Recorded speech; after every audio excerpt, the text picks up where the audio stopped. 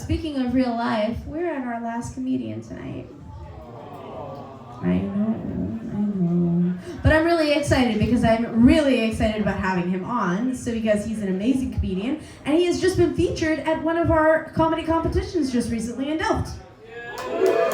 Nice. Super excited about that. And I'm excited to have him here. Now, one of the things that I was like more interested about, like meeting him when he first, showed up at one of my gigs, is like he came over to me and he like walked over to me and he was like, "Hello, I am Aureo." And I was like, "I know I booked you." Okay, this is one way to do it. I was like, "Are you Dutch?" And he was like, "No." And that was it. And I was like, okay. All right, thank you for being very clear about everything from the bat. And then he was like, asked me like, how long the set was, like all of the details that he's gonna know throughout the night. And I was like, yes, here are all the details. And then immediately afterwards, he was like, "I did not do so well at another show recently." And I was like, okay, do you want to do well at this one? And he was like, maybe. I was like, okay then. I mean, at least we have goals. It's fine. But he did fantastic. And then after that show, he applied for another show, and I was like, okay, yes, let's have him on. I'm really excited about having him on. He came up to me at that next show, and he went, "Hello, I'm Audio." And I was like, hello, I know. I'm fucking aware. And he was like, asked me a few just details about the night. And he was like, okay, so how's this gonna work? Blah, blah, blah. And I was like, okay, all right, awesome. And then he was like, "I did not do so well at another show." And I was like, the fuck, man? What shows are you going to? Like, are they back alley? Like, I'm not 100% sure at this point, because you're doing well at my shows. And he was like, yes, that's why I'm here. And I was like, okay, let's do this. And then I booked him for one of my comedy competitions. And then he came up to me at the comedy competition. And he walked right up to me and I was like, "Hello, I'm Audio." And he was like, "What?" I was like, "No, I'm talking with you." And he was like, "Okay, good, I am Audio." I was like, "You motherfucker! How could you? How could you? You stole my punchline after I had the punchline, you motherfucker!" But then he was like, "I really like doing your shows." And I was like, "Oh, that's a new one." That's a new one. I'm really excited about this. Okay. Why? And he was like, "I don't do bad at your shows." I was like, motherfucker. Okay, all right. That's a good point. I'm hoping that keeps going. Let's keep that going. And he was like, "I would like another one." And I was like, I would like you also. Not like a sexual way or anything like that, but yeah, like come on to another show. And then tonight he showed up for this show tonight. And then he walked over to me and he was like, "Hello, you know I am Audio." I was like, "Bitch, I do." I know. But I'm really excited about introducing him. Not because I know he's Audio. But two, also, he's somebody that I have met so many times that I feel like I could never forget. But I'm really excited about having him on, and I want you guys to share in that excitement, not only because I love him, but he is going to be our next comedian, our last comedian for the night. So I want you guys to have the most energy and to be as excited as I am. So please, go ahead and give the warmest welcome for our last comedian of the night, Audio!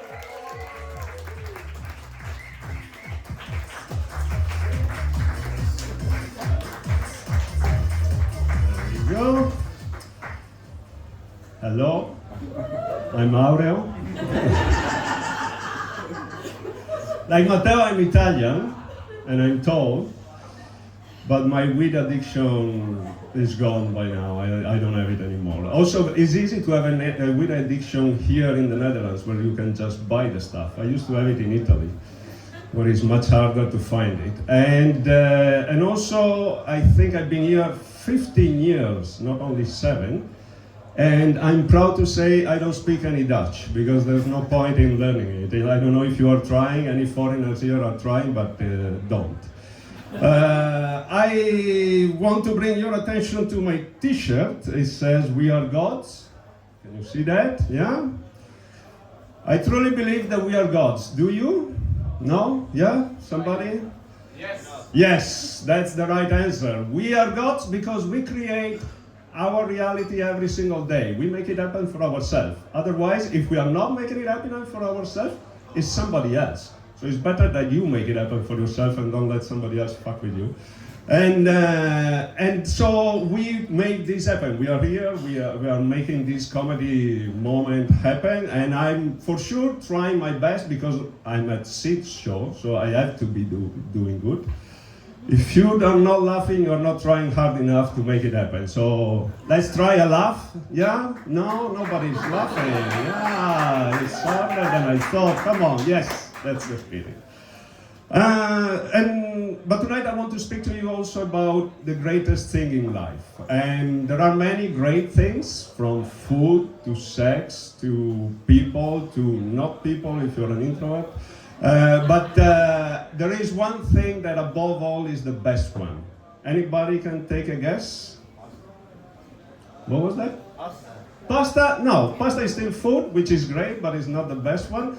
And it's the best one, obviously, for me. I think it's the best one for most people, but it might not be for all of you. Anybody else wants to guess? Alcohol? Alcohol is great. I used to drink a lot, as you can tell from my hands. That's why I use the stand. I don't drink anymore because that addiction is also gone. But I'm still addicted to one thing, and that is L. Start with L. Love. Who said it? Very good. You are the winner tonight. So, who believes that love is the best thing in life? Ooh, so only a few people have been in love. You're still looking for it? Maybe, I don't know. I think love really is the greatest thing in life. But then, obviously, there is a trick to it. You cannot just expect it. It's the one thing you need to give away for it to come back to you. If you're just waiting for it, you're just an asshole. So try harder to give love and you will find it back to you. And indeed, for love to work, you always have to give 100%. That's the right amount of love you should be giving. And I usually use an example to explain this theory of giving 100% of love. And I use kids. Does everybody here know what kids are? Yeah? So kids. Does anybody like kids? Yeah, some people, maybe the mom with a 3-year-old loves the 3-year-old because sometimes not, yeah. I know what you're talking about. But kids, you know, if you don't like them, it's fine. I understand, I have 3 of them, I know why you don't like kids. So it's fine if you don't like them. But then, for instance, if you're a teacher, you should love them at least 50%. Otherwise, your job is a nightmare and you are really into the wrong career, you should switch. If you're a parent, you should really love them 100% because that's the right amount of love you should give your children. They don't give it back yet, probably, but then you should give them 100%.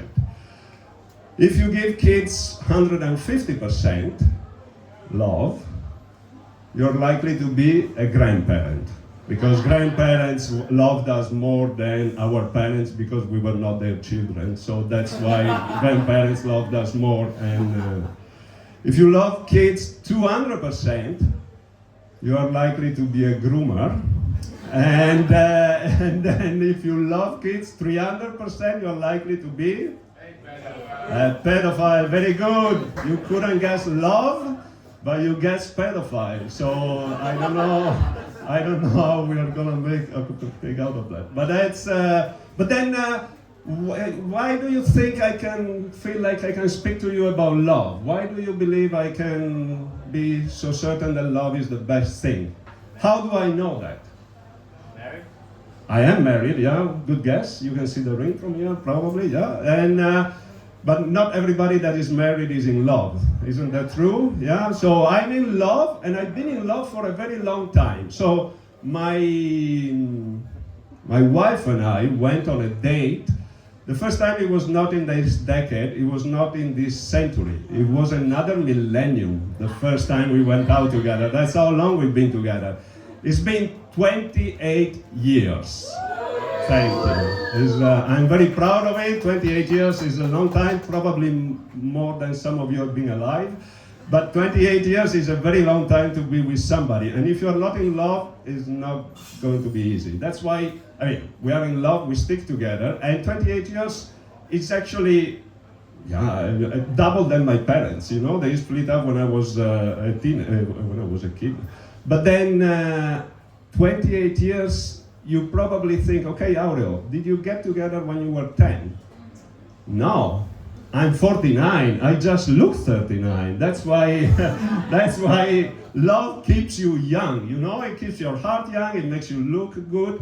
It makes you look better. I used to be ugly when I started dating my wife, and you are all laughing. I have proof. I have a picture of us 25 years ago. And you can pass it around so everybody can get the joke. So I'm gonna wait 3 minutes for them to No, well, I used to be ugly in that picture. I believe it's probably the worst one. Yeah. See, he said, "Holy shit!" Yeah, now you're waiting for the picture to come around, isn't it? Yeah. So I really used to be ugly back then, and you can tell I look better. I'm not handsome, but I look better today, I guess, after 28 years with my wife. You can tell also, you can tell why I wanted to go out with her, but it's harder to see why she wanted to go out with me. You know, it really is harder. It's the picture can be seen. It can have two titles. You can look at it from my perspective, and you can call it "Punching Above My Weight" because she was clearly out of my league back then. And you can call her from her perspective, which is "Love is Blind." I'm the one wearing glasses on the picture, but she needed glasses. It was really, I don't know how that happened. But so love is great. It keeps you young. Oh, they're laughing now. See, they just got a picture of this point. It is a good picture, isn't it? Yeah, that's why I bring it to the show.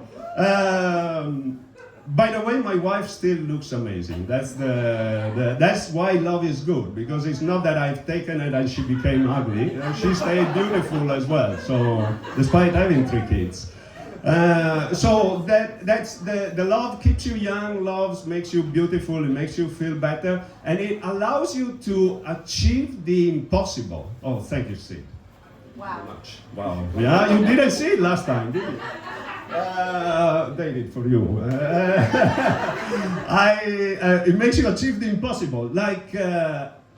So we wanted 3 kids. We have 3 kids. We might not want them now, but we did achieve what we wanted, and you know, for the 3-year-old, enjoy while your son or daughter is 3, because I have 3 teenagers at home, 17, 15, and 13-year-old. 3 of them, and I'm here because I don't want to be at home. It's thanks for them, to them, that I started comedy, because otherwise, you've been a teenager, you know how it is when teenagers are in the house. You probably thought your parents loved you, but yeah, I can tell you my kids are lovely, and it's luckily my wife is there, so we love each other and we can love the kids as well. But it's a tough. If you don't have kids, good on you. Then you achieved the impossible. For instance, one thing that we managed to achieve, which I think is one of the hardest thing to do, we managed to buy a house in the Netherlands. That's also, that was really leaving Italy and managing to get a career. And that's where I say it's thanks to love. And then my message for tonight, I also, like Matteo, I leave you with a message. It is, find love. I know it's not. I know it sounds stupid and silly, and there are love movies and love songs and love stories. But life is too long to be on your own, and it's too short to be with the wrong person. So find somebody that really cares for you and that you care for them, and love each other and make the most of it. Because there's not a second plan. It's not like Elon Musk wants to go to another planet because he's not happy with his life. I think you should be happy with yours here and make the most of it. And I'm gonna leave you with a final message. The day that I will be president of the world, I'll make sure that everybody can love anyone they want. Thank you very much. Thank you.